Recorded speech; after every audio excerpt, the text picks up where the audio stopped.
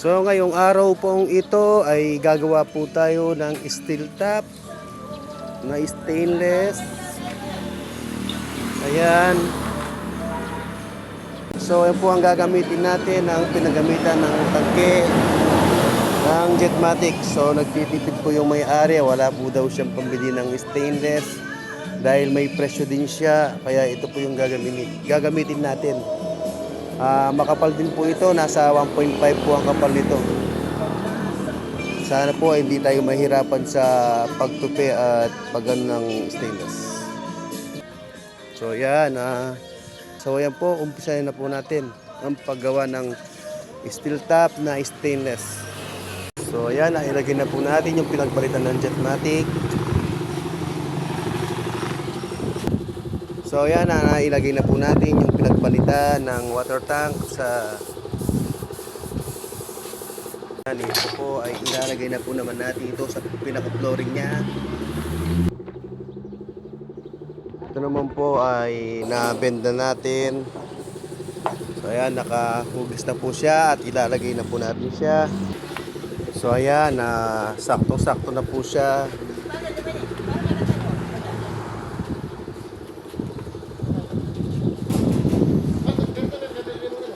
Yan po, medyo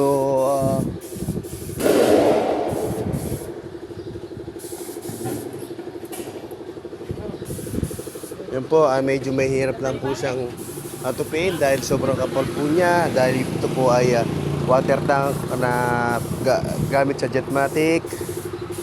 So yan, ito po yung pinaka-focus niya. Ito ay ilalagay natin sa kanyang pinaka-flooring. Yan.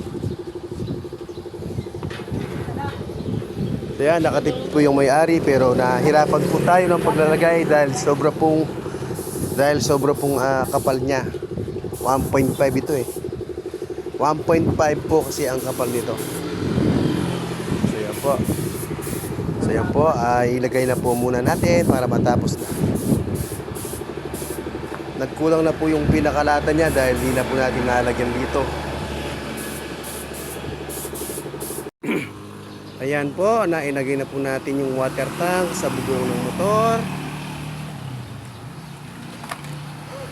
So ito po yung tanda niya na ito ay isang water tank. So ayan po, natitinig naman po ninyo ang kanyang pagkatigas. So ayan po, naka-convert naman po tayo ng isang water tank na pwede palang gawin steel top dito sa motor. So yung natira sa water tank ay ilalagay naman natin dito sa ibaba.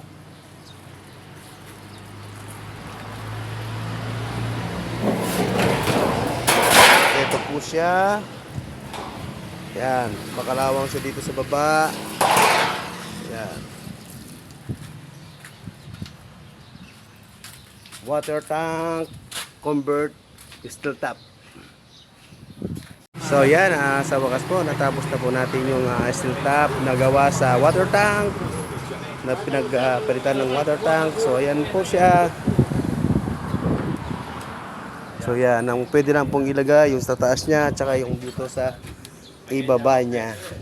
So mahirap lang pong ilagay dahil matigas po siya, 1.5 po ang kapal niya. So yan po. So yan, salamat po sa manonood at nakatapos na naman po tayo ng repair na galing sa water tank.